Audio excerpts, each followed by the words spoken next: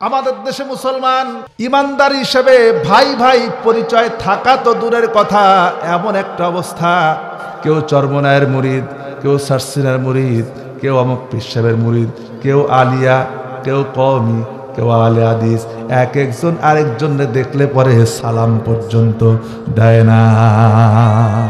সালাম দেখার আগে দেখে টুপিটা আমার দলের কিনা, আছে না? আছে কিনা? তাকায় দেখে টুপিটা কি আমার দলের, আমার পীর সাহেবের টুপি নাকি এটা কোন পীর সাহেব, অমুক পীর সাহেব বন্ধ, সালাম পর্যন্ত। মুসলমানের চরিত্র তো এমন হওয়ার কথা, মুসলমানের আচরণ তেমন হওয়ার কথা না। কে কোন পায়েস পীর সাহেবের মুরিদ, কার মুরিদ, কে আলিয়া, কে কওমি, এটা আমার দেখার বিষয় না। আমি দেখবো সে মুমিন কিনা।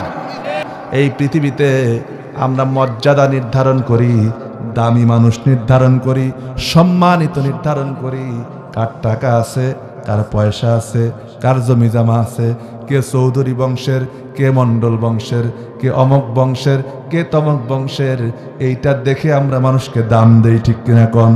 কার পোশাকটা কত সুন্দর, কার চেহারাটা কত সুন্দর, এইটা দেখে আমরা মানুষের মূল্যায়ন করি। কিন্তু আল্লাহ পাক বলছেন এগুলি কোনো কিছুই মূল্যায়নের বিষয় না।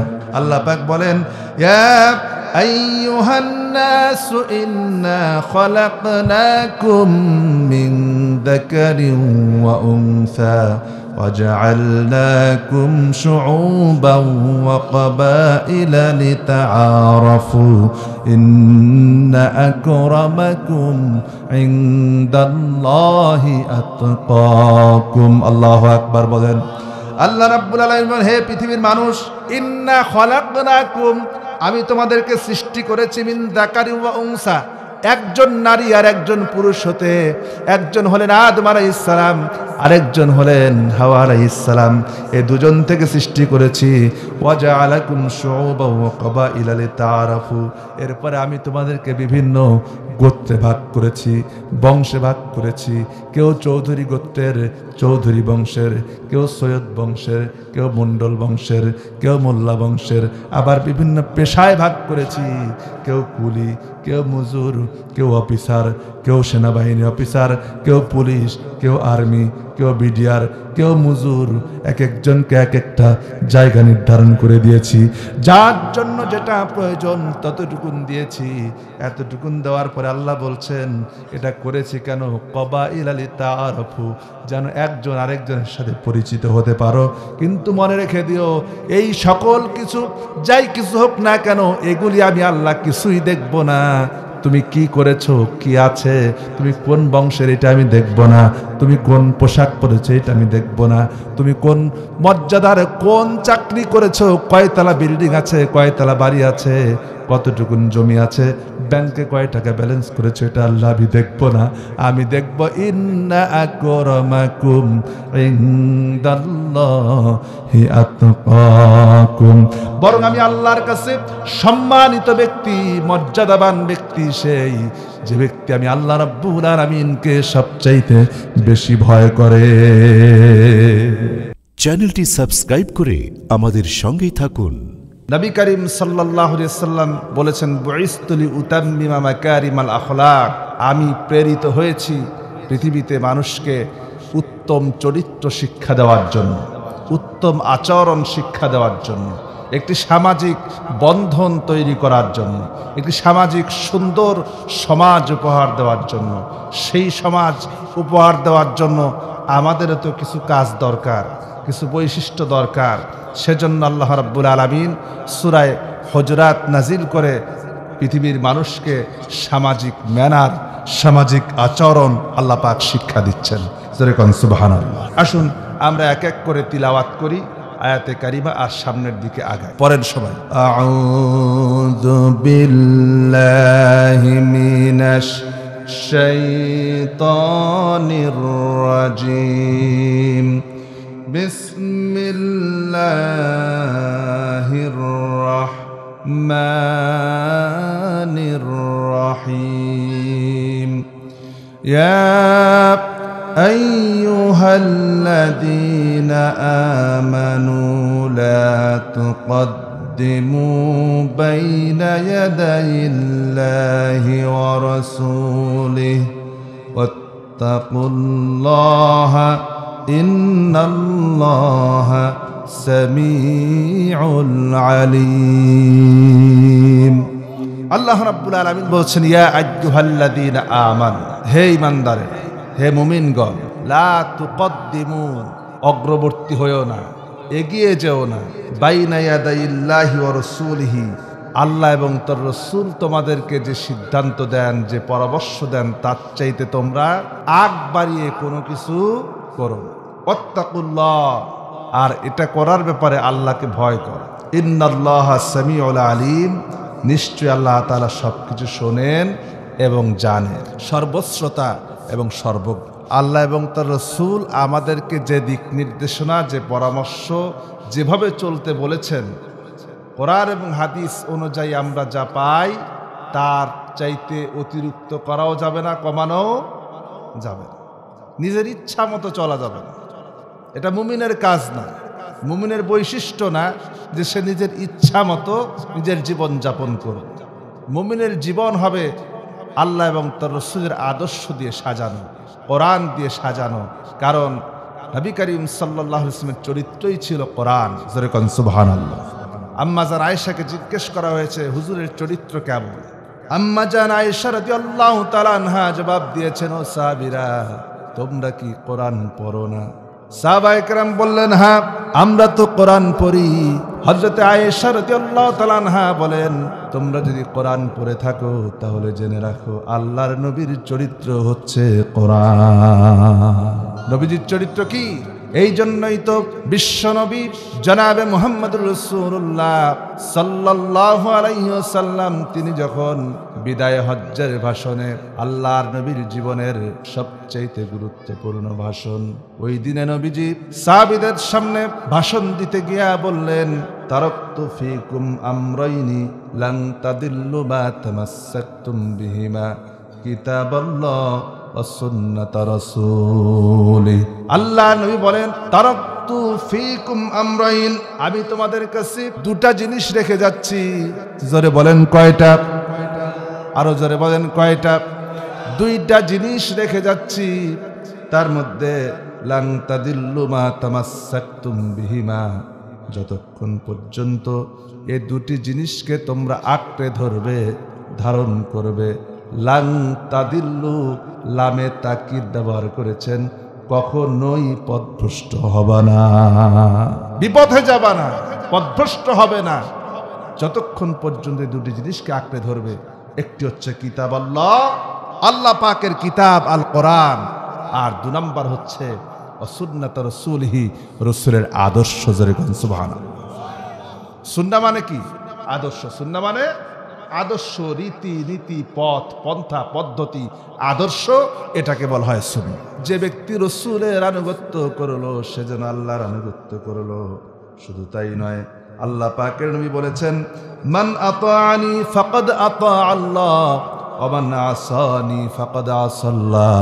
আল্লাহ পাকের হাবিব বলেন, যে ব্যক্তি আমার আনুগত্য করলো সে যেন সরাসরি আল্লাহর আনুগত্য করলো। ওয়া মান আসানি ফাকাদ আসাল্লাহ, আর যে ব্যক্তি আমি রাসূলের অনুসরণ করলো না, আনুগত্য করলো না, অবাধ্যতা করলো, সে যেন সরাসরি রব্বুল আলামিনের অবাধ্য বান্দা হয়ে গেল।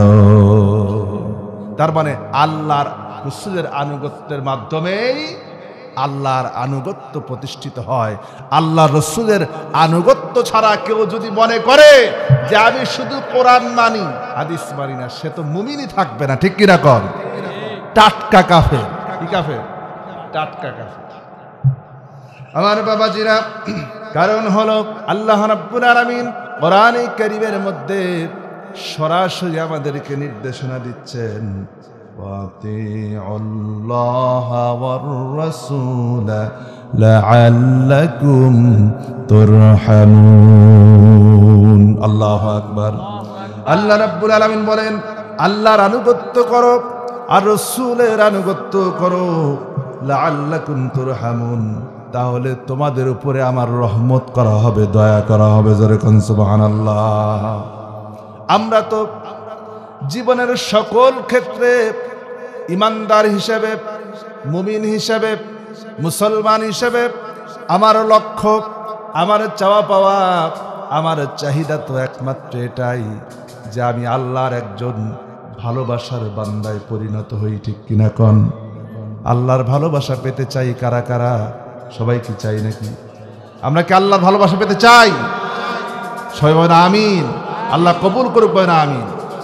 তাহলে আল্লাহর যদি ভালোবাসা পেতে চাই, ভালোবাসার বান্দায় যদি পরিণত হতে চাই, আল্লাহ পাকের দিদার যদি পেতে চাই, আমাদের মুমিন হিসাবে আমাদের জীবনের একমাত্র লক্ষ্য জান্নাত না, আমার প্রধান লক্ষ্য হবে আল্লাহ আমি তোমার মোহাব্বত চাই। ঠিক কিনা? দেখেন আব্দুল কাদের জিলানী রহমাতুল্লাহ আলাইহি, বান্দা আব্দুল কাদের জিলানী রহমাতুল্লাহ আলাইহি, তিনি যখন মুনাজাতের মধ্যে আল্লাহ রাব্বুল আলামিনের কাছে দোয়া করতেন, দোয়া করতে যে বলতেন, রব্বুল আলামিন তুমি যদি আমাকে জান্নাত দাও, কি দাও বলেন? তুমি যদি আমাকে জান্নাত দান করো, আর ওই জান্নাত পাওয়ার পরে যদি তোমার দেখা যদি না পাই, তোমার দিদার যদি না পাই, তাহলে ওই জান্নাত আমার দরকার নাই। আর যদি তুমি যদি আমাকে জাহান্নামেও যদি দাও, জাহান্নামে দেওয়ার পরেও দিনের ভিতরে একবার যদি জাহান্নামের দরজায় এসে বলো, মুহিউদ্দিন কেমন আছো, রব্বুল আলামিন তাহলে ওই জাহান্নাম আমার কাছে আর জাহান্নাম থাকবে না। তোমার দিদার পাওয়ার পরে ওই জাহান্নামের সমস্ত কষ্ট আমি ভুলে যাব। আল্লাহ তোমার দিদার চাই। আমরা দোয়া করি রব্বুল আলামিন কিয়ামতের দিন কঠিন মুসিবতের সময় শুধু জান্নাত চাই না, জান্নাতে তোমার দিদার দিয়া আমাদেরকে ধন্য করে দিও, বলেন আমিন। আমরা চাই না আল্লাহর দিদার? চাই কি না? সবাই চাই। আল্লাহ রাব্বুল আলামিনের ভালোবাসা পাওয়ার জন্য, আল্লাহর ভালোবাসা তো আমরা পেতে চাই, কিন্তু আল্লাহর ভালোবাসা পাওয়ার জন্য রব্বুল আলামিন আমাদেরকে শর্ত জুড়ে দিয়েছেন। আল্লাহ পাক বলেন, কুল ইন কুনতুম তুহিব্বুনাল্লাহ ফাত্তাবিউনি ইউহিব্বুকুমুল্লাহ ওয়া ইয়াগফির লাকুম যুনুবাকুম আল্লাহু গফুরুর রহিম। আল্লাহু আকবার। আল্লাহ রাব্বুল আলামিন বলেন, কুল নবী আপনি বলে দিন, ইন কুনতুম তুহিব্বুনাল্লাহ, যদি তোমরা আল্লাহর ভালোবাসা পেতে চাও, কি চাও?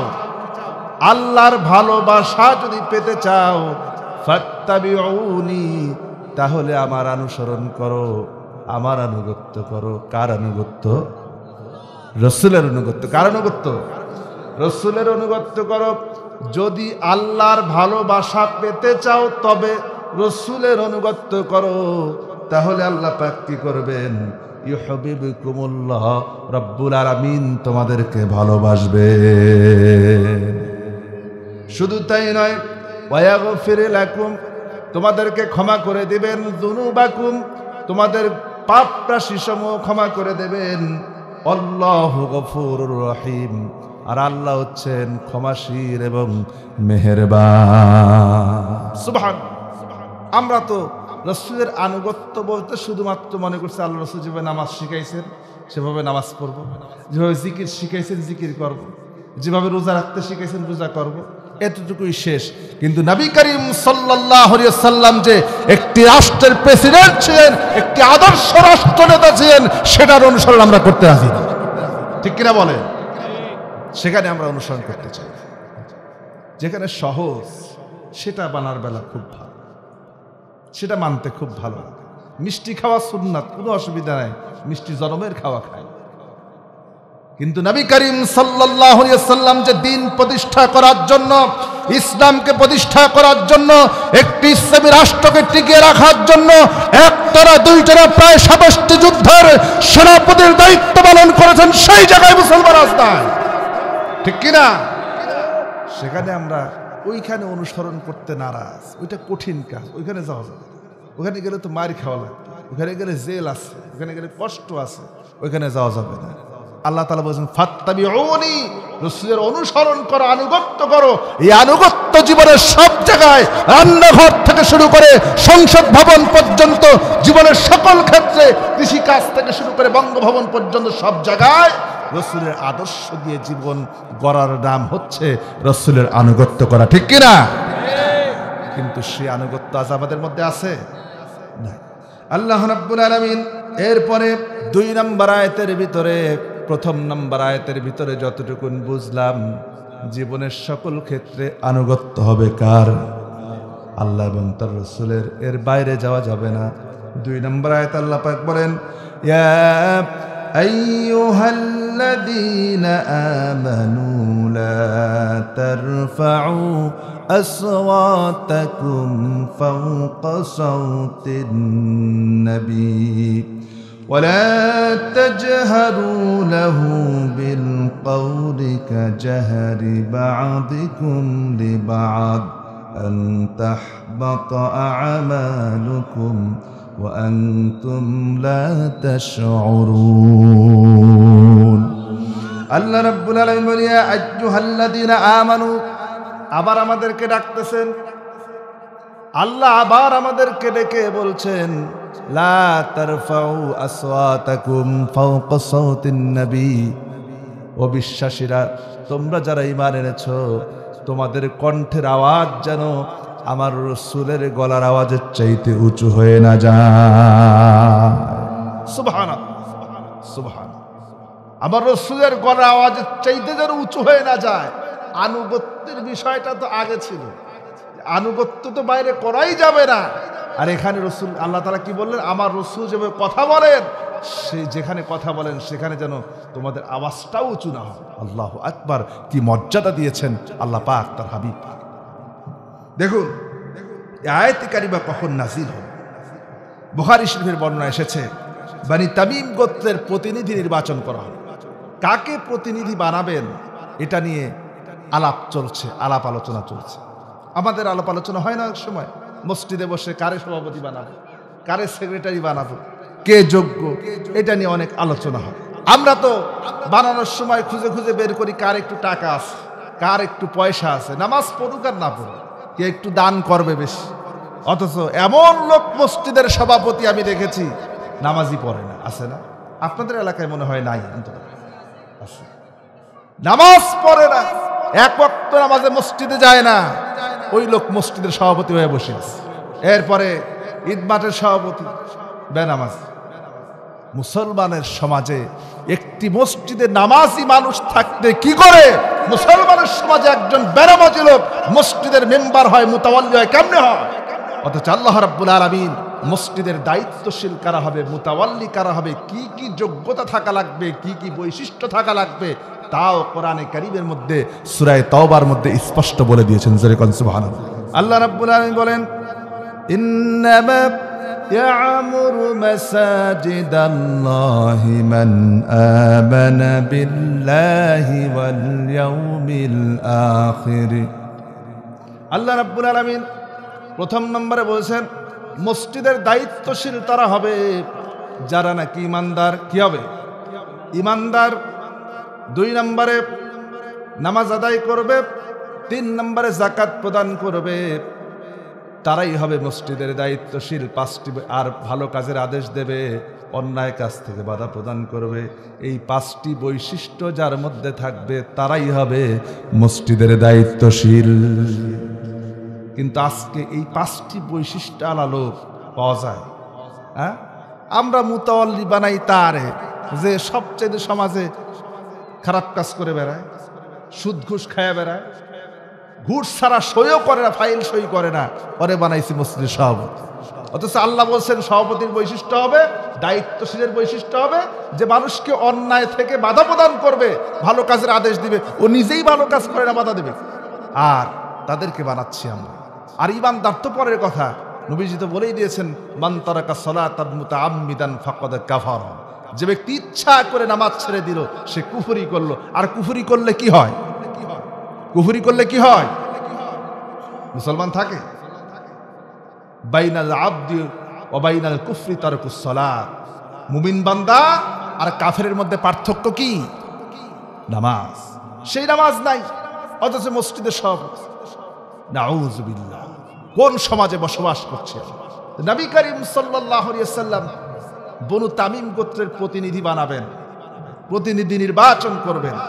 সাহাবায়ে কেরামের সঙ্গে পরামর্শ করছেন, কথা বলতেছে। কথা বলতে বলতে হযরত আবু বকর রাদিয়াল্লাহু তাআলা আনহু একজনের নাম প্রস্তাব করলেন। আমরা তো করি অনেক সময়, অনেকের নাম প্রস্তাব করি, এগুলো ক্ষেত্রে প্রস্তাব করলেন। তিনি প্রস্তাব করলেন কাআব বিন মা'বাদ সম্পর্কে, যে তাকে বাড়ানো হবে। হযরত ওমর রাদিয়াল্লাহু তাআলা আনহু তিনি আবার আরেকজনের নাম বললেন। তিনি বললেন আকরা বিন হুবাইস, তাকে বাড়ানো। দুইজন তর্কাতর্কি শুরু হয়েছে। আবু বকর একজনের নাম বলে, ওমর আরেকজনের নাম। দুইজন মানে কে কার চাইতে বেশি বলে। দুইজনের মধ্যে একজনের আওয়াজ উঁচু হয়ে গেছে। কথা বলতে বলতে দুইজনের মধ্যে গঞ্জাম বেঁধে গেছে, উঁচু হয়ে গেছে। আল্লাহ রাব্বুল আলামিন, রাসূল বসে আছেন, রাসূলের কথা আর শোনা যাচ্ছে না। রাসূল কি বলছেন সে কথা আর শোনা যাচ্ছে না। আল্লাহ পাক এতটুকুন বরদাস্ত করলেন না, সঙ্গে সঙ্গে ওহী নাজিল করে দিলেন, লা তারফাউ আসওয়াতাকুম ফাওকা সাওতিন নবী। আবার রাসূল যেখানে কথা বলবেন, আবার রাসূলের গলা আওয়াজের চাইতে তোমাদের আওয়াজটা যেন উঁচু হয়ে না যায়। যদি হয় আন তাহবাতা আমালাকুম, তোমাদের জীবনের সমস্ত আমলগুলিকে বরবাদ করে। হযরতে ওমর রাদিয়াল্লাহু তাআলা আনহু বলেন, আল্লাহর পক্ষ থেকে সূরা হুজুরাতের 2 নম্বর আয়াতে কারিমা যখন নাজিল হয়ে গেল, ওই দিন থেকে শুরু করে আল্লাহ রাসূল যেখানে থাকতেন সেখানে আমরা কানাকানি ছাড়া কথা বলতাম না। কথা বলতাম কানে কানে, কাছে যায় আস্তে আস্তে ফিসফিস করে কথা বলতাম, কখনো জোরে কথা বলি নাই। এই ছিল সাহাবায়ে কেরামের আনুগত্য। এখন এই আয়াতে কারিমা আল্লাহ তাআলা শেষ সময়ে সে রহিত করে দিলেও তো পারতেন কিনা? হ্যাঁ, কোরআনে কারিমের কিছু আয়াত আছে যা রহিত হয়ে গেছে, তিলাওয়াতেও নাই, আছে না, বাতিল হয়ে গেছে। কিন্তু এই আয়াতে কারিমা কেন থাকলো? রাসূল তো নাই। এখন যদি আয়াতে কারিমার ব্যাপারে মুফাসসিরিনে কেরাম বলেছেন আয়াতে কারিমা প্রযোজ্য হবে আলেমদের ব্যাপারে। কাদের ব্যাপারে? আলেমদের ব্যাপারে। মসজিদের খতিব যিনি হবেন, সমাজের সবচাইতে বড় নেতা, যত বড় নেতা হোক না কেন, সবচাইতে বড় নেতা হচ্ছে ওই এলাকার মসজিদের খতিব, ঠিক কিনা কোন? আমার খুব ভালো লাগলো, যেই মসজিদের খতিব যিনি সভাপতিও তিনি, আলহামদুলিল্লাহ কোন, যেরকম আলহামদুলিল্লাহ, এরকম যোগ্য খতিব সব জায়গায় দরকার। আল্লাহ ভাইজানকে কবুল করে বলেন আল্লাহুম্মা আমিন। এইরকম কমিটি সব জায়গায় দরকার। যিনি খতিব তিনি মসজিদের সবচেয়ে বড় দায়িত্বশীল হবে, ঠিক কিনা কোন? কোরআন কারীমের বিধান অনুযায়ী, নির্দেশনা অনুযায়ী দরকার তো এরকম, ঠিক কিনা কোন? এখন ইনারা যারা থাকবেন, দায়িত্বশীল যারা থাকবেন, মুরব্বী যারা থাকবেন, মা বাপ যখন বৃদ্ধ হয়ে যাবে, মুরব্বী হয়ে যাবে, এই সকল ব্যক্তির সামনেও আপনি উঁচু স্বরে কথা বলতে পারবেন না, বেয়াদবি করতে পারবেন না, উচ্চ আওয়াজে কথা বলতে পারবেন না। অথচ মসজিদের কমিটি এমন মুসল্লি, ইমাম সাহেব কথা বলে, ইমাম সাহেবকে পর্যন্ত বাধা দেয়, হুজুর ওয়াজ থামান, যদি ওর বিরুদ্ধে যায়। মানে হুজুর কোরআন থেকে কথা বলছে, হাদিস থেকে কথা বলছেন, এখন বলতে বলতে দেখা গেল যে শ্রোতা বসে আছে, মুসল্লি বসে আছে, বিরুদ্ধে হয়ে গেছে। মানে ওই অকামটাও করে, কি করে? ওই অকামটা সে করে, বিরুদ্ধে হয়ে গেছে। হুজুর এই ওয়াজ আর করবেন, আছে না নাই? আছে না নাই? এইরকম ব্যক্তি যত বড় যাই হোক না কেন, তার জীবনের আমলের কোনো দাম নাই। দাম আছে? কোনো দাম নাই।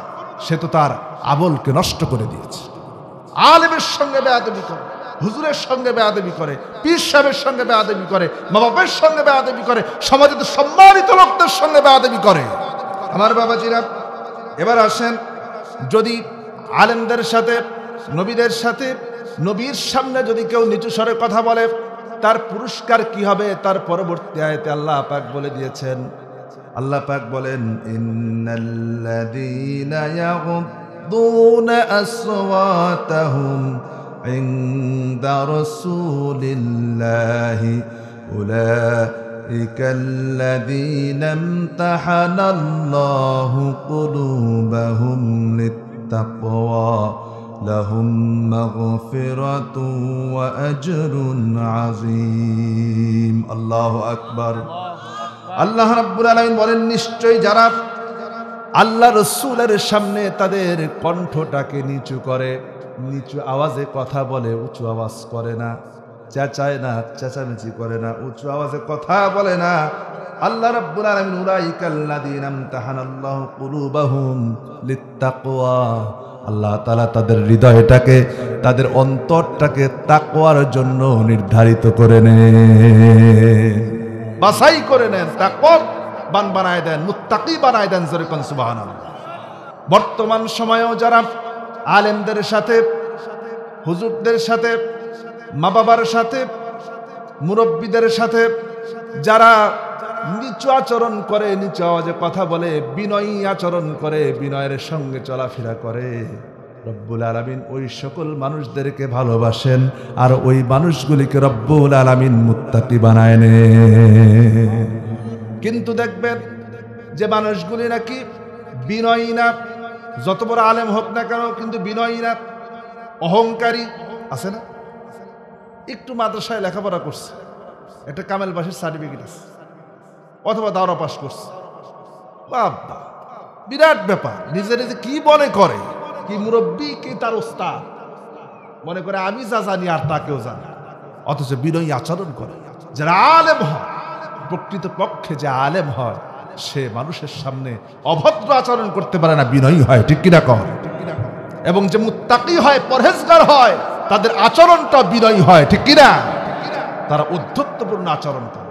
কারণ হলো আল্লাহ রাব্বুল আলামিন ইমানদার বান্দার বৈশিষ্ট্য বর্ণনা করতে যে, রহমানের বান্দার বৈশিষ্ট্য বর্ণনা করতে যে বলেছেন, ওয়া ইবাদুর রহমানিল্লাযীনা ইয়ামশুনা আলাল আরদি হাওনা। আল্লাহু আকবার। আল্লাহ রাব্বুল আলামিন বলেন, যারা নাকি রহমানের বান্দা, কার বান্দা? সবাই কার বান্দা? রহমানের বান্দা।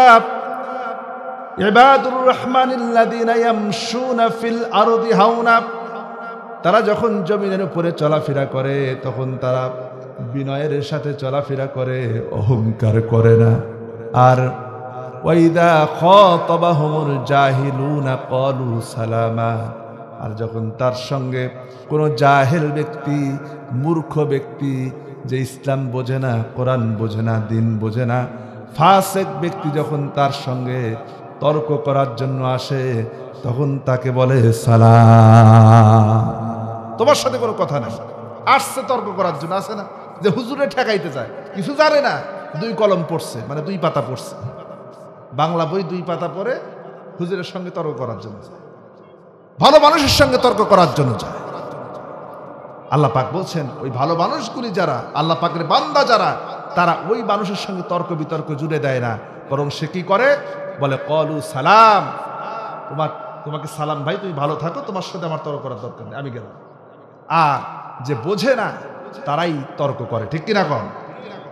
এবার আসেন, এরপরে আল্লাহ রাব্বুল আলামিন 4 নম্বর আয়াতে কারিমাতে আল্লাহ তাআলা শিখাচ্ছেন যে সম্মানিত ব্যক্তিদের সাথে, গুরুত্বপূর্ণ ব্যক্তিদের সঙ্গে আপনি তাদের সঙ্গে সাক্ষাৎ করতে যান। অনেক সময় যাই না, হুজুরের সঙ্গে একটু দেখা করে আস, বা ইমাম সাহেবের সঙ্গে একটু দেখা করে আস, মাদ্রাসার মুহতামিম সাহেবের সঙ্গে একটু দেখা করে আস, বা মনে করেন সমাজের একজন নেতা আছে, তার সঙ্গে একটু দেখা করতে যাবে, বা পীর সাহেবের সঙ্গে একটু দেখা করতে যাবে।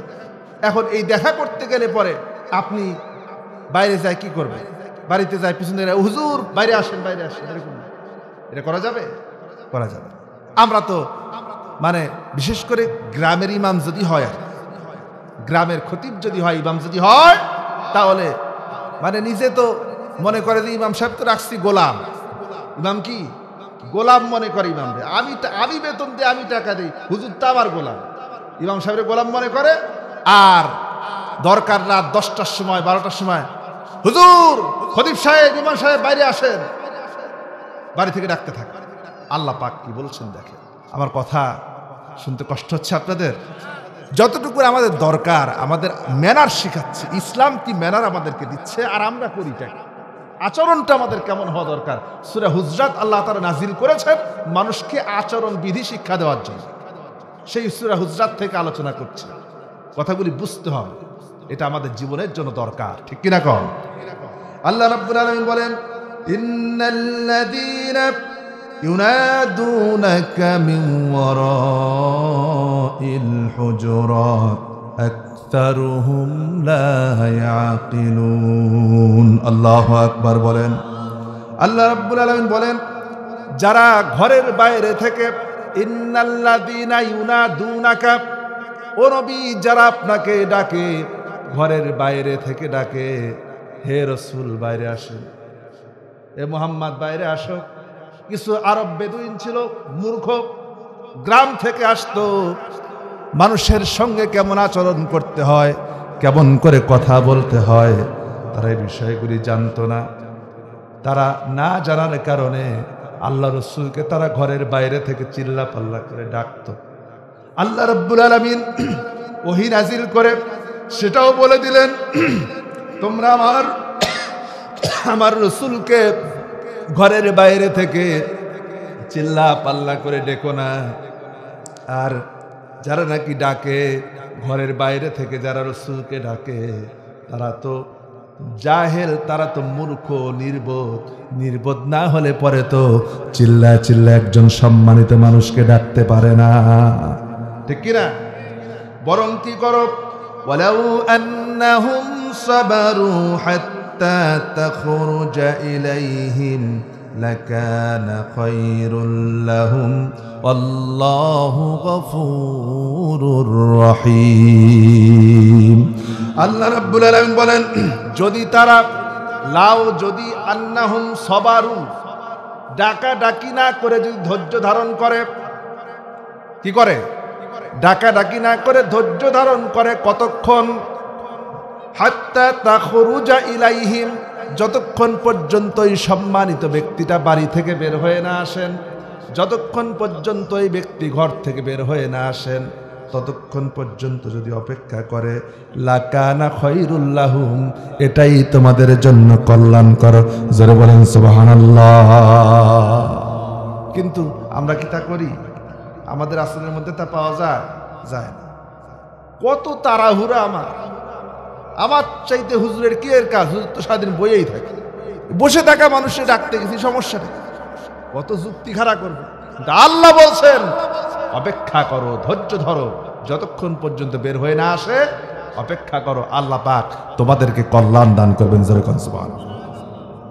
আমার বাবাজিরা, আল্লাহ রাব্বুল আলামিন ম্যানার শিক্ষা দেওয়ার জন্য, আচরণ শিক্ষা দেওয়ার জন্য আমরা ইচ্ছা করলে পরে যার তার ঘরে যখন তখন ঢুকতে পারবো না কি?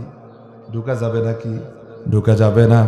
কারণ হলো আপনি সন্তান হন, ইচ্ছা করলে মায়ের ঘরে ঢুকতে পারবেন না, আপনি বাবার ঘরে ঢুকতে পারবেন না।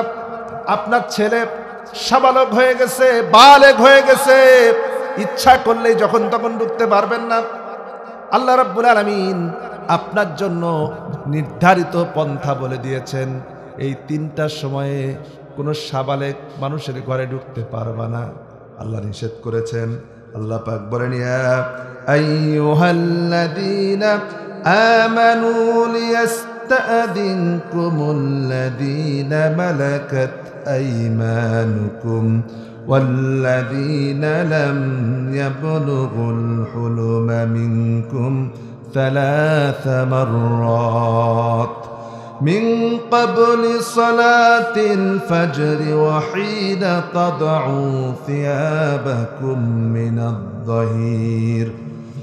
الظهيرة ومن بعد صلاة العشاء 3 عورات لكم। জোরে বলেন আল্লাহু আকবার, আরো জোরে বলেন আল্লাহু আকবার। আল্লাহ রাব্বুল আলামিন বলেন, হে ইমানদাররা, আমানু লিয়াস্তাযিনাল্লাযীনা মালাকাত আইমানুকুম, তোমাদের মালিকানাধীন দাস দাসীরা, তোমাদের মধ্যে যারা প্রাপ্তবয়স্ক হয়নি, তারা যেন তোমাদের কক্ষে প্রবেশ করতে 3 সময়ে অনুমতি গ্রহণ করে। কয় সময়? 3 সময়ে অনুমতি ছাড়া ঘরে প্রবেশ করো না। 3টার সময় যখন কারো ঘরে প্রবেশ করতে যাবে, সে যদি আপনার বাবাও হয়, বাবার ঘরে প্রবেশ করতে গেলে অনুমতি নেওয়া লাগবে, মায়ের ঘরে প্রবেশ করতে গেলে অনুমতি নেওয়া লাগবে। এমনকি সন্তান যদি হয়, সন্তান যদি বালেগ হয়, সন্তানের ঘরে প্রবেশ করতে গেলে পরেও অনুমতি নেওয়া লাগবে। জোরে কোন সুবহানাল্লাহ। এই 3টা সময় কি? এই 3টা সময় সম্পর্কে আল্লাহ পাক বলেন ক্বাবলা সালাওয়াতিল ফাজরি।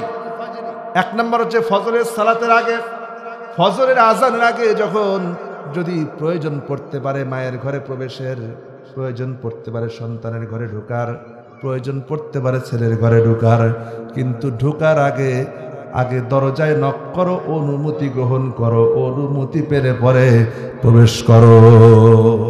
সুবহানাল্লাহ। আর কোন সময়? 2 নম্বর সময় হচ্ছে ক্বাবলা সালাওয়াতিল ফাজর, আর 2 নম্বর সময় হচ্ছে বাদা সালাওয়াতিল ইশা। ইশার সালাতের পরে ঘরের মধ্যে প্রবেশ করে না। হিনা তাদউ সিয়াবাহুম মিনাদ দহিরা। আর যোহরের সময় যখন মানুষ খাওয়া দাওয়ার পরে, দুপুরবেলা খাওয়া দাওয়ার পরে অনেক সময় মানুষ রেস্ট নেয় কিনা বলেন, কাইলুলা করে। এই কাইলুলার সময়টাতে ঘরে প্রবেশ করতে গেলে পরে অনুমতিবিহীন প্রবেশ করো না। কার? কিন্তু আমাদের পরিবারগুলি থেকে এই নিয়ম নীতি আছে। মন চাইলো ঢুকে গেলাম, মন চাইলো ঢুকে গেলাম, বাবাই তো, আমার বাবার ঘর, মায়ের ঘর, এটা না। বরং আল্লাহ পাক অর্ডার দিয়েছেন অনুমতি নিয়ে তারপরে প্রবেশ করো। আমার বাবাজিরা, রব্বুল আলামিন আমাদেরকে শিক্ষা দিচ্ছেন যে কোনো সংবাদ শোনার সঙ্গে সঙ্গে বিশ্বাস করো না। কি করো না? সংবাদ শুনলা আর বিশ্বাস করে না, প্রচার করা শুরু করে দিলা, এটা করো না। আমাদের সমাজে যত ফিতনা ফাসাদ, মারামারি, হানাহানি হয়, অধিকাংশ হয় প্রাপ্ত সংবাদের ভিত্তিতে যাচাই বাছাই না করার কারণে। ঠিক কিনা কন? হয় না? এই যে কয়েকদিন আগে ফেসবুকে দেখলাম ঝড় উঠছে, কি হাফেজ সালেহ আহমদ তাকরিম মারা গেছে। ঠিক না? মানুষের সমানে শেয়ার করছে, যে শেয়ার করছে সেও যাচাই করে জানার চেষ্টা করলো না যে বিষয়টা সত্য না মিথ্যা, বাস্তব না অবাস্তব। একজন একটা কথা বলে দিল বাজারে, এই মাথা থেকে একটা কথা বলেছে, সে ওই মাথায় যেয়ে বলে দিল কারো ব্যাপারে। এখন সে গরম হইতে হইতে চলে আসে, হ্যাঁ আমার ব্যাপারে এত বড় কথা, আসলে বলছেটা কি তাও জানে না। এরপরে বাদাই দিল গন্ডগোল। এরকম ঘটনা ঘটে না? ঘটে। না যাচাই করে, না বুঝে কথা বলে, চিন্তা ভাবনা না করে কথা বলে, চিন্তা ভাবনা না করে কোনো খবরকে শেয়ার করে। এই শেয়ার করতে আল্লাহ তাআলা নিষেধ করেছে। আল্লাহ রাব্বুল আলামিন বলেন, ইয়া আইয়ুহাল্লাযীনা আমানু ইন জাআকুম ফাসিকুম বিনাবাইন ফাতাবায়ানু আন তুসিবু কওমান বিজাহালা ফাতুসবিহু আলা মা ফাআলতুম নাদিমিন। আল্লাহ পাক বলেন, ইয়া আইয়ুহাল্লাযীনা আমানু, আবার আমাদেরকে ডেকে বলছেন, ইন জাআকুম ফাসিকুন, যদি কোনো ফাসেক, যদি কোনো ফাসেক, ফাসেক কারে বলে? ফাসেক বলা হয় যে মিথ্যাবাদী, তারে কি বলে? ফাসেক। যে গন্ডগোল করে তারে কি বলে? ফাসেক। যে আমানতের খেয়ানত করে তারে কি বলে? ফাসেক। এরকম কোন ফাসেক যদি তোমার কাছে বিনাবাইন কোনো খবর নিয়ে আসে, কি নিয়ে আসে? কোনো সংবাদ দেয়, কোনো খবর যদি দেয়, আল্লাহ পাক বলেন ফাতাবাজ্জানু, সেটাকে যাচাই বাছাই করো। কি করো? যাচাই বাছাই করো। যাচাই বাছাই না করে সেই খবরটারে প্রকাশ করো না, সেই খবরটা বলে দিও না। এর দ্বারা বড় বিপর্যয় সৃষ্টি হতে পারে। সুতরাং ওই খবর প্রচার করা থেকে তুমি বিরত থাকো। সুবহানাল্লাহ। এবার দেখুন আয়াতে কারিমা নাজিল হলো কখন? আল্লাহর নবী মদিনায় বনু মুস্তালিক নামে একটা গোত্র ছিল। কি গোত্র? বনু মুস্তালিক। এই গোত্র যখন ইসলাম গ্রহণ করলেন, ইসলাম গ্রহণ করার পরে আল্লাহর হাবিব মদিনার রাষ্ট্রের জন্য জাকাত আদায় করতেছেন, জাকাত কালেকশন করতেছেন। বাইতুল মালের জন্য জাকাতের কালেকশন চলছে। এই জাকাত কালেকশনের জন্য বনু মুস্তালিক গোত্রের কাছে ওয়ালিদ ইবনে উকবা রাদিয়াল্লাহু তাআলা আনহুকে পাঠিয়ে দিলেন, ওয়ালিদ রে, তুমি যাও বনু মুস্তালিকের কাছ থেকে জাকাত আদায় করে নিয়ে আসো। তারা তো ইসলাম গ্রহণ করেছে। মুসলমান হওয়ার পরে প্রত্যেক মুসলমানের জন্য জাকাত দেওয়া ফরজ না নফল? ফরজ না নফল? কিন্তু আমরা কি জাকাতটার হিসাব করে আদায় করি নাকি? করি। কিন্তু জাকাত যদি আদায় না করি, জাকাত যদি আদায় না হয়, তাহলে আপনার নামাজ, আপনার রোজা, আপনার হজ, আপনার কোরবানি কোনো কিছুই আল্লাহর দরবারে কবুল হবে না। কারণ কি? জাকাত আল্লাহ রাব্বুল আলামিন আপনার সম্পদের যে জাকাত আল্লাহ পাক ব্যবস্থা করে দিয়েছেন, যতটুকুন ফরজ ততটুকুন আদায় না করা পর্যন্ত আপনার পুরা সম্পদ যা কিছু আছে পুরাটাই অপবিত্র। জোরে বলেন নাউজুবিল্লাহ। আল্লাহ পাক জাকাত আদায় করতে বলেছেন সম্পদকে পবিত্র করার জন্য। কি করার জন্য? জাকাত শব্দের অর্থই হলো পবিত্র করা, হালাল করা। কিন্তু আপনি নিজের সম্পদ আল্লাহ দিয়েছেন, এই সম্পদের জাকাত আদায় না করে সম্পদটাকে অপবিত্র করলেন। অপবিত্র করার পরে ওই সম্পদ দিয়ে খাবার খেলেন, খাবার আপনার শরীরে ঢুকলো, আপনার রক্ত পাক না নাপাক? কি হইল? রক্ত নাপাক। অথচ আল্লাহ পাক বলছেন, قد أفلح من تزكى وذكر اسم ربه فصلى। সফল কাম হলো সেই ব্যক্তি যে নিজেকে পবিত্র করলো। আর قد أفلح من تزكى وذكر اسم ربه فصلى, আর নামাজের মাধ্যমে যে তার রবকে স্মরণ করলো, ওই ব্যক্তি সফল কাম। কিন্তু আমি তো নামাজে দাঁড়ানোর আগে আল্লাহ পাক কয়েকটা শর্ত জুড়ে দিয়েছেন। শরীর পাক, কাপড় পাক, নামাজের জায়গা পাক। শরীর যদি আপনি শরীরের রক্তের মধ্যে নাপাক রেখে, গোশতের মধ্যে নাপাক রেখে শরীরটারে যদি আপনি একদম দুনিয়ার যত দামি সাবান হোক না কেন, সাবান দিয়া যদি আপনি ধোন, শরীর কি পাক হবে নাকি? জোরে বলেন, পাক হবে? শরীর তো পাক হবে না। নামাজের জায়গা পাক, কাপড় পাক। যেই কাপড়টা আপনি পরলেন, যেই কাপড়টা আমি পরিধান করলাম, পোশাক পরলাম, সেই পোশাকটা আমার পাক না। যেই পোশাক আমি পরলাম সেই পোশাকটা আমার হারাম টাকায় কেনা, অথবা নিজে কষ্ট করে উপার্জন করেছেন, জমিতে ফসল চাষ করেছেন, ওই ফসল বিক্রি করার টাকা দিয়ে কিনেছেন, কিন্তু ওই ফসলের ওসর আপনি আদায় করেন নাই। কি করেন নাই? ওই ফসলের ওসর আপনি আদায় করেন নাই। আপনি মনে করতেছেন আমি তো নিজে কষ্ট করে উপার্জন করেছি, এই সম্পদটা তো আমার জন্য হালাল। কিন্তু না না, যতক্ষণ পর্যন্ত আপনি ওই সম্পদের ওসর আল্লাহর দেওয়া হক আদায় না করবেন, ততক্ষণ পর্যন্ত আপনার সম্পদ হালাল না। ওই যে হারাম সম্পদ ওসর আদায় না করে হারাম সম্পদ দিয়ে আপনি পোশাক বানালেন, আল্লাহ বললেন শরীর পাক, কাপড় পাক। এখন বলেন, হারাম সম্পদ দিয়ে যে পোশাক আপনি পরলেন, কিয়ামত পর্যন্ত হাজারো সুন্দর সাবান দিয়া ধুইলেও কি ওই কাপড় পাক হবে নাকি? হবে? হবে।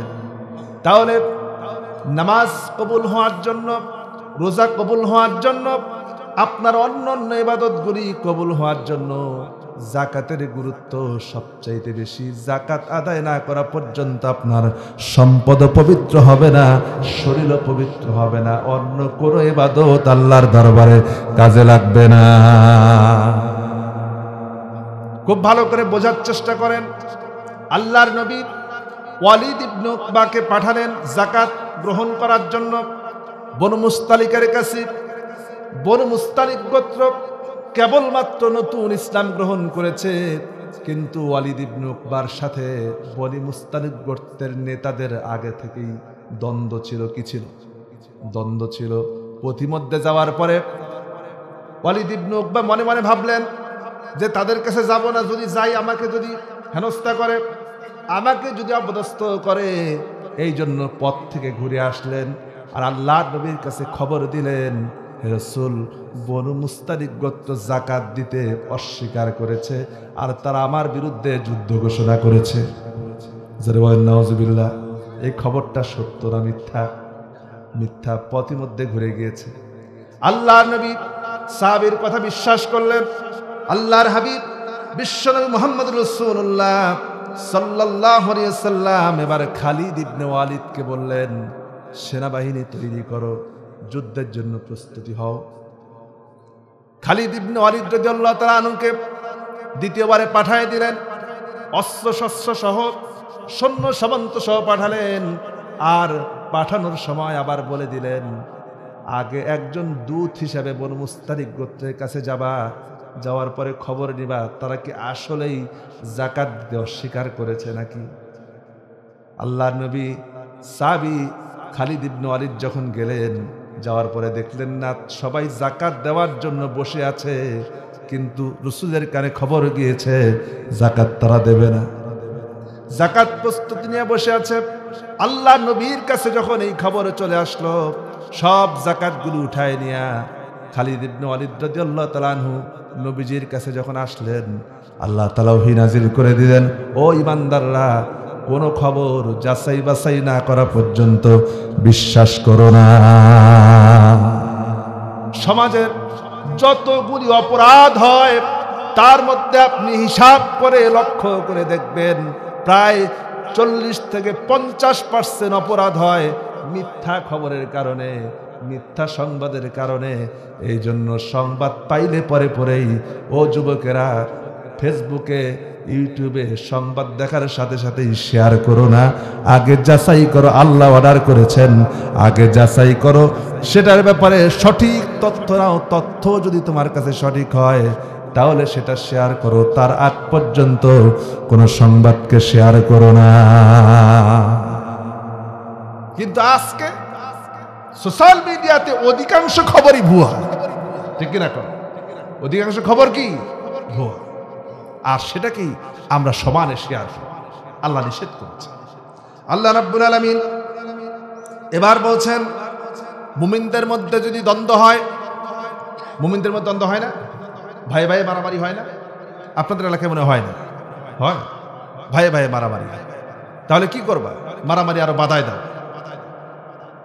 দুইজনে মারামারি বাচ্ছে, দুই প্রতিবেশী মারামারি বাচ্ছে, অথবা গন্ডগোল লাগছে।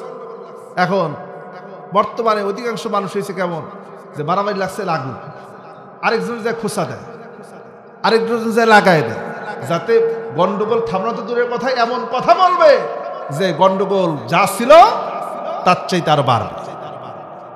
হয় কিনা বলেন?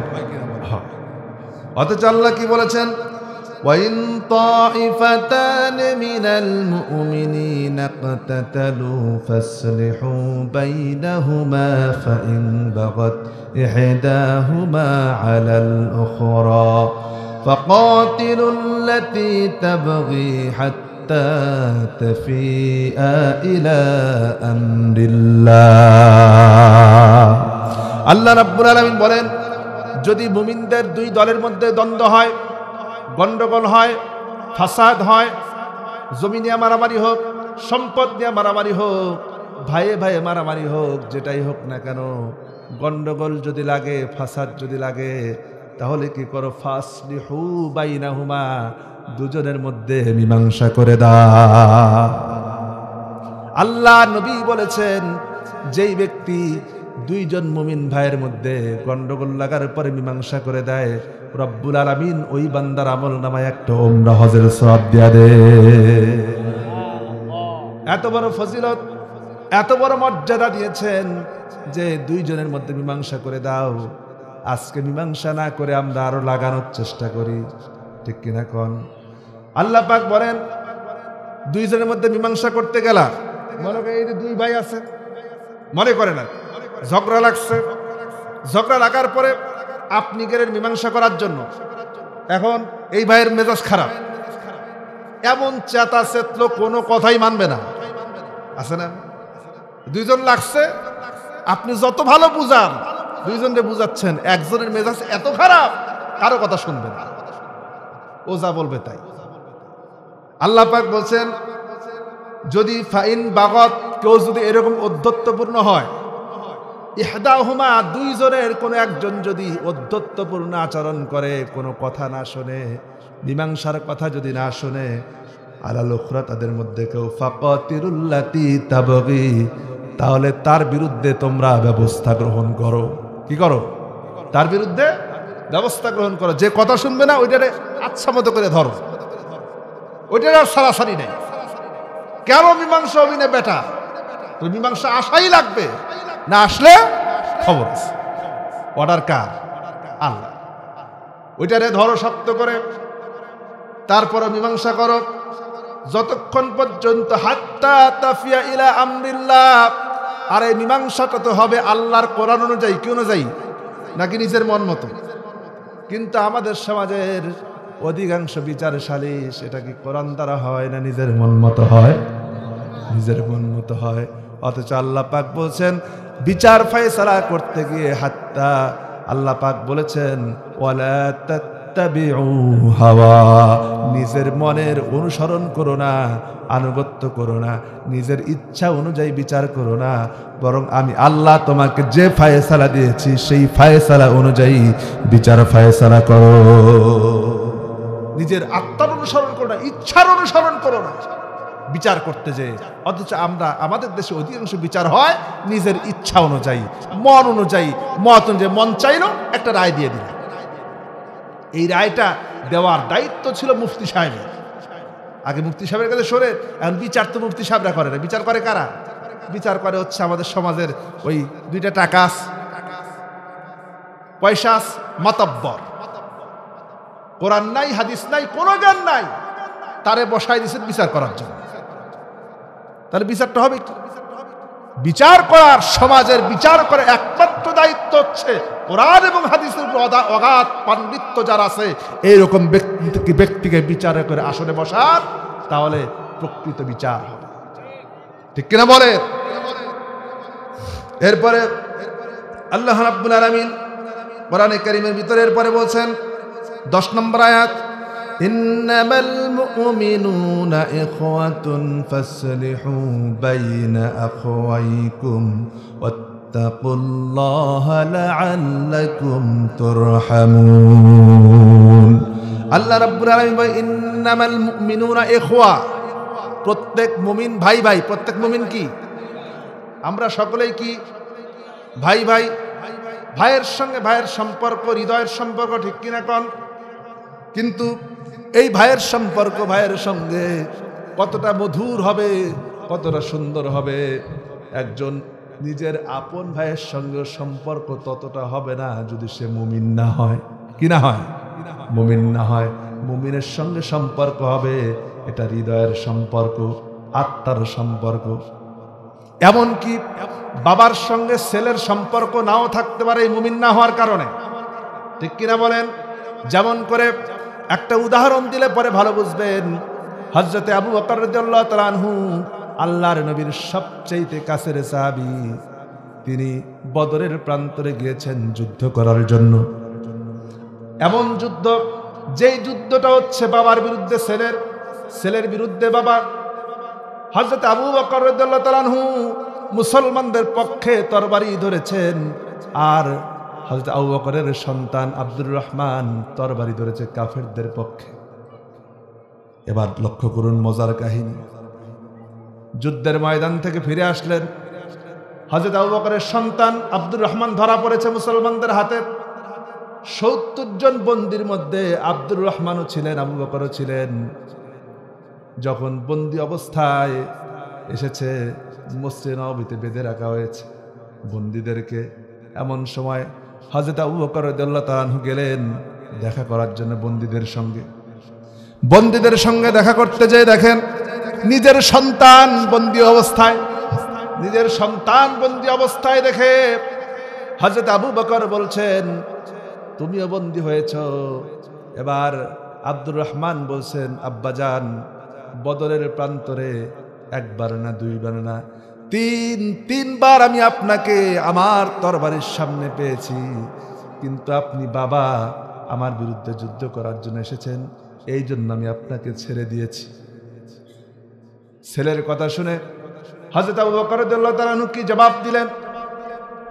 খুব ভালো করে বোঝার চেষ্টা করেন। ছেলের কথা শুনে হযরত আবু বকর জবাব দিলেন, ও সন্তান, বদরের প্রান্তরে তুমি তো আমাকে বাবা হিসেবে 3 বার ছেড়ে দিয়েছো, কিন্তু আমি আবু বকরের সামনে যদি তুমি একবার যদি পড়ে যেতে, সন্তান হিসেবে আমি তোমাকে ছেড়ে দিতাম না, কারণ তুমি কাফের আর আমি মুসলমান। তোমার সঙ্গে আমার সম্পর্ক হবে তখন যখন তুমি আমার দলে আসবে, মুসলমান হবে। হযরত আবু বকরের সন্তান আব্দুর রহমান বাবার মুখে কথা শুনে সঙ্গে সঙ্গে পড়ে নিলেন, লা ইলাহা ইল্লাল্লাহু মুহাম্মাদুর রাসূলুল্লাহ। এর নাম মুসলমান। অথচ আমাদের দেশের কিছু বাবা, হাজী সাহেব, মাওলানা সাহেব নিজে তাহাজ্জুদ পর্যন্ত কামাই দেয় না, আর ছেলেরে মসজিদে নামাজের জন্য ডাকে না। আছে না? ছেলেরে নামাজের তালকিন দেয় না, তাগিদ দেয় না, সন্তানদেরকে নামাজের জন্য বলে না, অথচ নিজে তাহাজ্জুদ ছাড়ে না। এই নামাজের 4 পয়সা দাম আল্লাহর কাছে নাই।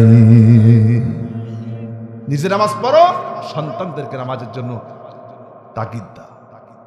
এবার আসেন, আল্লাহ রাব্বুল আলামিন বলছেন মুমিন মুমিন ভাই ভাই, কি বলেন? ভাই ভাই, ফাসলিহু বাইনা আখওয়াইকুম, আর তাদের মধ্যে আপোষ বিবাদ বাঁধলে পরে মীমাংসা করে দাও। এটা প্রত্যেক মুমিনের দায়িত্ব। ভাই ভাই তো দ্বন্দ্ব লাগতেই পারে, কিন্তু দ্বন্দ্বকে আমরা রাখবো নাকি? জোরে বলেন, রাখবো? রাখবো না। আজকে আমাদের দেশে মুসলমান ইমানদার হিসেবে ভাই ভাই পরিচয় থাকা তো দূরের কথা, এমন একটা অবস্থা, কেউ চরমনায়ের মুরিদ, কেউ সারসিনার মুরিদ, কেউ অমুক পীর সাহেবের মুরিদ, কেউ আলিয়া, কেউ কওমি, কেউ আলে হাদিস, এক একজন আরেকজনকে দেখলে পরে সালাম পর্যন্ত দেয় না। সালাম দেখার আগে দেখে টুপিটা আমার দলের কি আছে না? আছে কি না? তাকায় দেখে টুপিটা কি আমার দলের, আমার পীর সাহেবের টুপি নাকি এটা কোন পীর সাহেব? অমুক পীর সাহেব বন্ড, সালাম পর্যন্ত। আহা, মুসলমানের চরিত্র তো এমন হওয়ার কথা, মুসলমানের আচরণ তেমন হওয়ার কথা না। মুমিন যদি মুমিন বলে নিজেকে পরিচয় দেয়, প্রত্যেকে ভাই ভাই, মুমিনের সম্পর্ক হবে মুমিনের সাথে হৃদয়ের সঙ্গে, ঠিক কিনা বলেন? কে কোন পীর সাহেবের মুরিদ, কার মুরিদ, কে আলিয়া, কে কওমি, এটা আমার দেখার বিষয় না। আমি দেখবো সে মুমিন কিনা। আমার বাবাজিরা, এরপরে আসেন, আল্লাহ পাকের হাবিব কি বলেছেন? ইন্নাল মুমিনু লিল মুমিনিন কাল বুনিয়ানি ইয়াশুদ্দুহু বা'দুহুম বা'দা। আল্লাহ নবী বলেছেন, একজন মুমিন আরেকজন মুমিনের সম্পর্ক দৃঢ় প্রাচীরের মতো। কিসের মতো বলেন? প্রাচীরের মতো সম্পর্ক। এবং আউলিয়া বা'দুহুম বা'দা, একজন মুমিন আরেকজন মুমিনের বন্ধু। কি বলেন? একজন মুমিন আরেকজন মুমিনের বন্ধু। এই বন্ধুর জন্য একজন মুমিন আরেকজন মুমিনের জন্য জীবনও দিতে পারে, সবকিছু করতে পারে। এমনকি একজন মুমিন যদি পৃথিবীর পশ্চিম প্রান্তরে অসুস্থ হয়, তার পায়ে কাটা ফোটে, আর পূর্ব প্রান্তরে কোনো মুসলমানের মুমিনের কানে যদি খবর যায়, সে সেম কষ্ট পাবে, আমার মুমিন ভাই কষ্টে আছে। আহা, এর নাম মুমিন। সূরা হুজুরাত আলোচনা করছিলাম, 10 নম্বর আয়াত গেল, এবার 11 নম্বর আয়াত। 15টা আয়াত বলবো, আর 4টা আয়াত বলেই আলোচনা শেষ হবে। সময়ও শেষের দিকে, 1.5 ঘন্টা হতে যাচ্ছে। এরপরে 11 নম্বর আয়াত আল্লাহ পাক 3টা আদেশ দিয়েছেন। জানেন কয়টা? আল্লাহ রাব্বুল আলামিন বলেন, ইয়া আইয়ুহাল্লাযীনা আমানু লা ইয়াসখার কওমুম মিন কওমিন আসা আন ইয়াকুনা খায়রাম মিনহুম ওয়ালা নিসাউম মিন নিসাইন আসা আন ইয়াকুনা খায়রাম মিনহুন্না ولا تلمزوا أنفسكم ولا تنابزوا بالألقاب الله أكبر আল্লাহ রাব্বুল আলামিন বলেন, ইয়া আইয়ুহাল্লাযীনা আমানু, হে ঈমানদাররা। আবার ঈমানদারদেরকে ডাকতেছেন, হে ঈমানদাররা, লা ইয়াসখারু কওমুম মিন কওমিন, এক দল আরেক দলকে উপহাস করো না। এক মুমিন আরেক মুমিনকে উপহাস করে কথা বলো না। উপহাস করা বোঝেন? উপহাস করা কারে বলে? কাউকে ঠাট্টা করা, কাউকে ছোট করা, কাউকে খাটো করা। এই যে একটু আগে বললাম, আরেকজনকে দেখলে মনে করে ও তো আমার ভণ্ড, আলিয়া খালিয়া কিচ্ছু জানে না, আর ওনারা বিশাল বিরাট কিছু, নিজের বিরাট কিছু মনে করে। একজনের চোখ নাই, তারে দেখে উপহাস করে। একজন কানা, তারে দেখে উপহাস করে। একজন গরিব, তাকে দেখে উপহাস করে। আছে না? উপহাস। উপহাস করো না। আল্লাহ বলছেন কোন পুরুষকে উপহাস করো না। কারণ হতে পারে যাকে তুমি উপহাস করছো ও কুলিওয়ালা বলে তাকে উপহাস করছো, ও শ্রমিক বলে তাকে উপহাস করছো, সে ব্যক্তি তোমার চাইতে আল্লাহর কাছে অনেক প্রিয় হতে পারে। পারে না? পারে কিনা? আল্লাহর কাছে প্রিয় হওয়ার জন্য কি আল্লাহ দেখবেন কার পোশাক সুন্দর, কার টাকা আছে, কার সম্পদ আছে? আল্লাহ তো এটা দেখবেন না।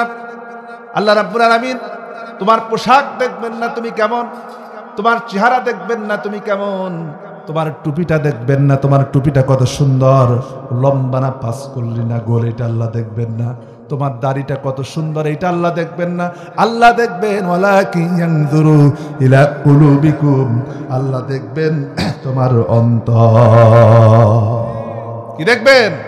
অন্তর দেখবেন। এই অন্তরটা আল্লাহর জন্য কিনা আল্লাহ শুধু এইটা দেখবেন। আল্লাহ দেখবেন তোমার অন্তর।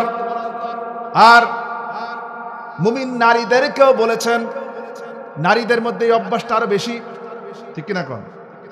কিছু কোরআনে কিছু উপদেশ আছে যা সবার জন্য, কিন্তু আল্লাহ তাআলা কিছু জায়গায় নারীদেরকে আলাদাভাবে বলেছেন। তার মানে এজন্যই আল্লাহ আলাদাভাবে বলেছেন একই কথা নারীদেরকে বলেছেন, এই জন্য যে ওই কাজগুলি নারীরা বেশি করে, এই জন্য বলেছেন। এই জন্য নারীদেরকে বলেছেন, ও নারীরা তোমরাও একজন আরেকজন নারীকে উপহাস করো না, আরেকজন নারীকে উপহাসের পাত্র বানায়ো না, তাকে গালবন্ধ করো না, ঠাট্টা বিদ্রুপ করো না। কারণ ও নারী, তুমি যাকে ঠাট্টা বিদ্রুপ করতেছো, তুমি তো জানো না তোমার চাইতে তোমার বান্ধবীটা আল্লাহর কাছে অনেক বেশি মর্যাদাবান। আল্লাহ রাব্বুল আলামিনের পরে বলেন ওয়ালা তালমিজু আনফুসাকুম, একজন আরেকজনকে দোষ দিয়ে কথা বলো না। এই স্বভাব আমাদের আছে কিনা কোন? একজনরে হয়তো জনগণ পছন্দ করছে, মাদ্রাসার হুজুর বানাবে, সভাপতি বানাবে, এখন তার প্রতিদ্বন্দ্বী আরেকজন আছে, সে চিন্তা করে ওর দোষ কেমনে খুঁজে বের করা যায়, এমন একটা দোষ বাইর করব যেন কোনোদিন সমাজে মাথা উঁচু করে দাঁড়াতে না পারে। আছেন খালি দোষ খুঁজে বেড়ায়, যখন প্রতিযোগিতায় না পারে তখন কি করে? দোষ খুঁজে। আল্লাহ রাব্বুল আলামিন বলছেন কারো দোষ খুঁজো না, কারো দোষারোপ করো না, অপরের প্রতি দোষারোপ করো না। কারণ আল্লাহ পাকের হাবিব বলেছেন, যেই বান্দা দুনিয়ায় আরেকজন ভাইয়ের দোষকে গোপন রাখবে, কিয়ামতের দিন আল্লাহ রাব্বুল আলামিন তার গুনাহগুলিকে গোপন রেখে ওই বান্দাকে জান্নাত দিয়ে দিবেন। জোরে বলেন সুবহানাল্লাহ। দোষকে গোপন রাখো, নিজের দোষ খুঁজে বেড়াও, অন্যের দোষ খুঁজো না। আর আমাদের স্বভাব, আমি আরেকজনেরটা খুঁজি, নিজেরটা একবার খুঁজে দেখি না যে আমি কতখানি, ঠিক না? শুধু অন্যের দোষ খুঁজে বেড়াই, নিজের দোষ একবার খোঁজার চেষ্টা করি। অথচ সাহাবায়ে কেরাম ছিলেন, তারা নিজের অবস্থা দেখতেন যে আমার অবস্থাটা কি, আমি অমুকের চেয়ে ভালো হইতে পারলাম কিনা, অমুক তো অত আমল করে ফেলাইলো, আমি পারলাম কিনা, অমুক তো তাহাজ্জুদ পড়ে আমি তো পড়তে পারি না, অমুক তো প্রতিদিন এক পারা কোরআন পড়ে আমি তো পড়তে পারি না, আমি কবে পড়বো। নিজের প্রতিযোগিতা এইটা করা দরকার না করে দোষ খুঁজে, তুমি কোরআন পড়ে কি করবা, তুমি তো অমুক কাজ করিবা, ঠিক কিনা কর? শুধু দোষ খুঁজে। আল্লাহ রাব্বুল আলামিনের পরে বলছেন ওয়ালা তানাবাজু বিল আলকাব, কেউ কাউকে মন্দ নামে ডেকো না। এই কানায় দিকা, এই কালু আছে না, নাম একটা আছে, কত সুন্দর নাম আব্দুর রহিম, কিন্তু চেহারাটা একটু কালো, সমাজে নাম পড়ে গেছে কালু। একটু চোখে কম দেখে নাম হয়েছে কানা। তারপরে নামকে বিকৃতি করে ডাকে, আছে কিনা কোন? আল্লাহ বলছেন ওয়ালা তানাবাজু বিল আলকাব, কারো উপনামে ডেকো না। বরং কাউকে ঠাট্টা করে এই রকম উপনামে ডাকার কারণে সমাজে মারামারি গন্ডগোল পর্যন্ত হয় কিনা? হয়। আল্লাহ নিষেধ করেছেন, খবরদার এইরকম করে মানুষকে ডেকো না। এরপরে 12 নম্বর আয়াতে আল্লাহ রাব্বুল আলামিন আরো 3টা উপদেশ দিচ্ছেন। আল্লাহ পাক বলেন, আইয়ুহাল্লাযীনা আমানু জতানিবু কাসীরাম মিনাদ-দন্নি ইন্না বা'দাদ-দন্নি ইথম ওয়া লা তাজাসসু ওয়া লা ইয়াগতাব বা'দুকুম বা'দা। আল্লাহু আকবার। আল্লাহ রাব্বুল আলামিন বলেন, ইয়া আইয়ুহাল্লাযীনা আমানু, হে ঈমানদাররা, ইজতানিবু কাসীরাম মিনাজ-জন্নি, খারাপ ধারণা থেকে বিরত থাকো। কি করো? খারাপ ধারণা থেকে বিরত থাকো, অধিক ধারণা করা থেকে বিরত থাকো। আমরা এত গবেষক, একজনের চেহারা দেখেই বলে দিই অবাক মনে এই কাজ করে, ঠিক কিনা কোন? ধারণা করে কথা বলি, আন্দাজে ধারণা করি সেই লোকটা ভালো না মন্দ যাচাই করার চেষ্টা করি না, চেহারা দেখেই বলে দেই এই লোকটা মনে হয় বিড়িখোর। অথচ দেখা যাবে ঠোঁটটা একটু কালো দেখছে, বিড়িখোর বলে দেয়, জীবনে কোনোদিন বিড়ি চোখেই দেখে নাই। আছে না এমন? ধারণা করে, আন্দাজে ধারণা করে কথা বলে। এমনি একটা কথা বলে দিল, হতে পারে একটা আওয়াজ শুনছে, আওয়াজ শুনে বলে দিল, মনে হয় বুঝে গন্ডগোল লাগছে, আসলে এখানে বাজার বসছে। এরকম ভুল হয় না? ধারণা করে কথা বললে কি হয়? ভুল হয়, আর এটার দ্বারা ফাসাদ সৃষ্টি হয়। আল্লাহ পাক বলেছেন ইন্না কাসীরাম মিনাজ-জন্নি ইসম, আর ধারণা করে যে কোনো কথা বলা পাপ। কি বলেন? পাপ। শুধু পাপ না, এটা বড় পাপ, কবিরা গুনাহ। আল্লাহ নবী বলেছেন, ধারণা করে কোনো কথা বলো না। যে ব্যক্তি ধারণাবশত কোনো কথা বলে সে আমার উম্মত হতে পারে না। এরপরে ওয়ালা তাজাসসু, কারো গোপন বিষয়ে অনুসন্ধান করো না, গোপনীয়তা তালাশ করে বেড়ায়ও না, গোপনীয়তা তালাশ করে বেড়ায়ও না, কারো গোপনীয়তা অনুসন্ধান করো না, গোপন দোষ অনুসন্ধান করে বেড়ায়ও না। আল্লাহ নিষেধ করেছেন, খবরদার এই কাজ করো না। আর ওয়ালা ইয়াগতাব বা'দুকুম বা'দা, তোমরা একজন আরেকজনের ব্যাপারে গীবত করো না। গীবত আছে? হ্যাঁ, আমাদের এলাকায় চাষটালে বসলে বোঝা যায় গীবত কারে কয়, কত প্রকার, কি কি কেমনে করা লাগে। আপনাদের এলাকায় মনে হয়। আর বিশেষ করে সামনে রমজান মাস আসতেছে, মাশাআল্লাহ, বিকেল বেলা সবাই কাটানোর একমাত্র মাধ্যম গীবত। শুনতেও মজা, বলতেও মজা, মজাই মজা, ঠিক কিনা কন? এত মজা মনে হয় দুনিয়ার আর কোনো কাজে নেই, ঠিক না? শয়তান সবসময় মানুষকে দুনিয়ার এমন কাজে ব্যস্ত রাখে যেটা মানুষের মজা লাগে, কানসুখ হয়, শুনতে ভালো লাগে। অথচ আল্লাহ বলেছেন, ওয়ালা ইয়াগতাব বা'দুকুম বা'দা, গীবত করো না। একজন আরেকজনে গীবত কারে বলে খুব ভালো করে বুঝুন। আমরা মনে করি গীবত ওই জিনিসকে বলে যে আপনি একটা কাজ করেছেন কিন্তু খারাপ, হয়তো ভুল হয়ে গেছে, এই ভুলটাকে, সত্য কথাটাকে বলাই হচ্ছে গীবত। সত্য কথা আড়ালে বলাটাই গীবত। প্রশংসা করতে পারেন, একটা কাজ করতে যে একটা ভুল হয়েছে, একটা খারাপ হয়েছে, আপনি ভালোটা বলতে পারবেন, খারাপটা বলতে পারবেন। খারাপটা মানুষের কাছে না বলে তাকে গোপনে গিয়ে বলেন, ভাই তুমি যদি এই কাজটা এইভাবে না করে এইভাবে করতা তাহলে আরো সুন্দর হতো, এইভাবে করে। আর আল্লাহ পাক বলছেন, ইউহিব্বু আহাদুকুম আন ইয়াকুলা লাহমা আখিহি মাইতান, গীবতের ব্যাপারে আল্লাহ বলছেন, তুমি কি পছন্দ করো নাকি তোমার মৃত ভাইয়ের গোশত খেতে? নাউজুবিল্লাহ বলবেন না। এমন কি কেউ আছেন যে যদি বলা হয় আপনার ভাই মরে গেছে, সেই মরা ভাইয়ের গোশত কেটে একদম ভুনা করে রান্না করে যদি দেওয়া হয়, কেউ খাবে না? খাবে? পছন্দ করবে কেউ? আল্লাহ পাক বলেছেন, মৃত মরা ভাইয়ের গোশত খাওয়া যেমন অপরাধ, অনুরূপ ভাবে একজন মুসলমান আরেকজন মুসলমানের গীবত করাও তদ্রূপ অপরাধ। এটা করো না। এরপরে 13 নম্বর আয়াত আল্লাহ রাব্বুল আলামিন, এটা বলেই শেষ করব। 13 নম্বর আয়াত আল্লাহ পাক তাম দুনিয়ার মানুষকে যে বিষয়টি শিক্ষাচ্ছেন আল্লাহ পাক বলেন এই পৃথিবীতে আমরা মর্যাদা নির্ধারণ করি, দামি মানুষ নির্ধারণ করি, সম্মানিত নির্ধারণ করি। কার টাকা আছে, কার পয়সা আছে, কার জমি জমা আছে, কে চৌধুরী বংশের, কে মণ্ডল বংশের, কে অমক বংশের, কে তমক বংশের, এইটা দেখে আমরা মানুষকে দাম দেই, ঠিক কিনা কোন? কার পোশাকটা কত সুন্দর, কার চেহারাটা কত সুন্দর, এইটা দেখে আমরা মানুষের মূল্যায়ন করি। কিন্তু আল্লাহ পাক বলছেন এগুলি কোনো কিছুই মূল্যায়নের বিষয় না। এগুলি কি মূল্যায়নের বিষয় নাকি? মূল্যায়নের বিষয় না।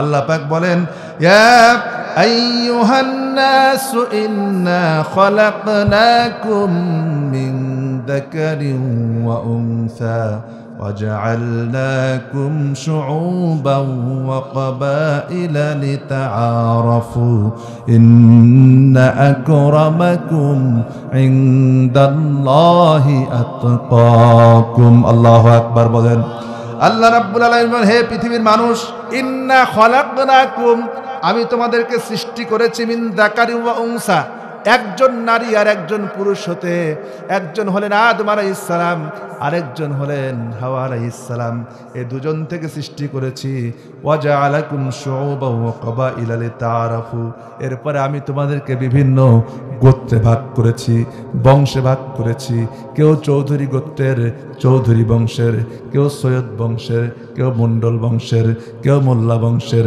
আবার বিভিন্ন পেশায় ভাগ করেছি কেউ কুলি কেউ মজুর কেউ অফিসার কেউ সেনাবাহিনী অফিসার কেউ পুলিশ কেউ আর্মি কেউ বিডিআর কেউ মজুর এক একজনকে এক একটা জায়গা নির্ধারণ করে দিয়েছি যার জন্য যেটা প্রয়োজন ততটুকুন দিয়েছি এতটুকুন দেওয়ার পরে আল্লাহ বলছেন এটা করেছি কেন কবাইলা লিতাআরাফু যেন একজন আরেকজনের সাথে পরিচিত হতে পারো কিন্তু মনে রেখে দিও এই সকল কিছু যাই কিছু হোক না কেন এগুলি আমি আল্লাহ কিছুই দেখব না তুমি কি করেছো কি আছে তুমি কোন বংশের এটা আমি দেখব না তুমি কোন পোশাক পরেছো এটা আমি দেখব না তুমি কোন মর্যাদার কোন চাকরি করেছো কয়তলা বিল্ডিং আছে কয়তলা বাড়ি আছে কতটুকুন জমি আছে ব্যাংকে কয় টাকা ব্যালেন্স করেছো এটা আল্লাহ আমি দেখব না আমি দেখব ইন্না আকরামাকুম ইনদাল্লাহি আতকাকুম বরং আমি আল্লাহর কাছে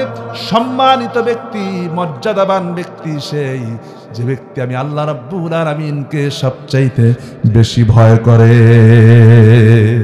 যেরকম সুবহানাল্লাহ আল্লাহর কাছে সম্মানিত হওয়ার জন্য মর্যাদাবান হওয়ার জন্য সবচাইতে যে জিনিসটা প্রয়োজন তা হলো আল্লাহর ভয় আর এই ভয়টা থাকে অন্তরে কোথায় থাকে আল্লাহর ভীতি বান্দা হচ্ছে এমন যেই বান্দা ইন্নাত তাকওয়া হিয়াল খাউফু মিনাল জালিল ওয়াল কিনাআতু বিল কলিল ওয়াল আমালু বিত তানজিল এমন ভয় যেই ভয়ের মাধ্যমে সে আল্লাহ পাককে ভয় করে অল্পতে তুষ্টি থাকে কি থাকে অল্পে তুষ্টি থাকে বেশি চিন্তা ভাবনা করে না সে শুধু চিন্তা করে আল্লাহ যদি আমার জন্য হালাল ভাবে দুইটা ডাল ভাতের ব্যবস্থা করেন ওইটা দিয়ে আমি থাকবো আর আল্লাহর শুকরিয়া আদায় করবো আল্লাহর সামনে সিজদা করব এই চিন্তা করে জীবন পরিচালনা করে বেশি লাফালাফি করে না ঝাপাঝাপি করে না এমনকি ওই বান্দা আল্লাহর ইবাদতের মধ্যে সবচেয়ে বেশি শান্তি পায় তার শান্তি দুনিয়ার পদের মধ্যে না লাভের মধ্যে না ব্যাংক ব্যালেন্সের মধ্যে না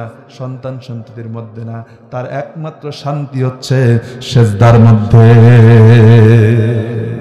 এমন বান্দা যে ব্যক্তি হবে ওই বান্দা আল্লাহর কাছে সবচাইতে মর্যাদাবান ওই বান্দা আল্লাহর কাছে সবচাইতে সম্মানিত আমরা কি ওই রকম বান্দা হতে চাই কিনা বলেন কারা কারা চাই দু হাত তুলে আল্লাহকে একটু দেখান লিল্লাহে তাকবীর লিল্লাহে তাকবীর লিল্লাহে তাকবীর আল্লাহ কবুল করবো না আমিন আল্লাহ যেন আমাদের প্রত্যেককে মুত্তাকি বান্দা হিসেবে কবুল করেন আল্লাহুম্মা আমিন।